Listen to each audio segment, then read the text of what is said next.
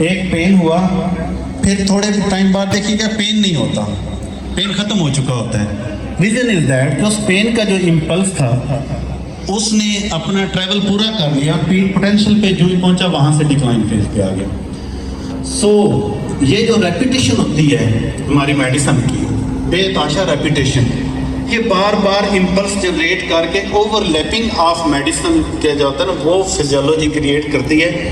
اور یہی وجہ ہے کہ جو ڈاکٹر جب مریض یہ کہتا ہے کہ مجھے آپ کی دوائی سے بہت آرام ہے، آپ اس کو چینج نہ کیجیے گا، اور ڈاکٹر اسی خوشی میں دوبارہ وہی میڈیسن دے دیتا ہے، تو بدلے میں کیا ہوتا ہے کہ وہ والا اگین امپلس ہمارے نروس سسٹم کے اوپر جنریٹ ہو کے اپنے نئے میکانزم اسی میڈیسن کے اوپر جنریٹ کر دیتا ہے اور سمٹم اگین واپس آ جاتی ہے.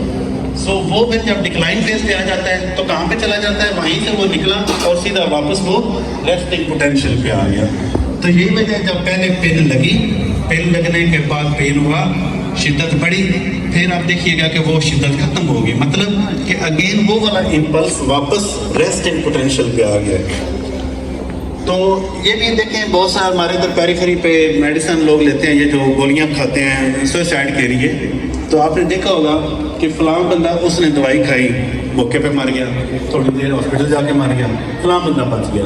تو بچنے کا مطلب کیا ہوتا ہے کہ وہ جو پرٹن اس نے لیا اس نے ایکشن پوٹینشیل نہیں کروایا، وہ ریسٹنگ پوٹینشیل کے اندر اکاموڈیٹ ہو گیا پوائزن.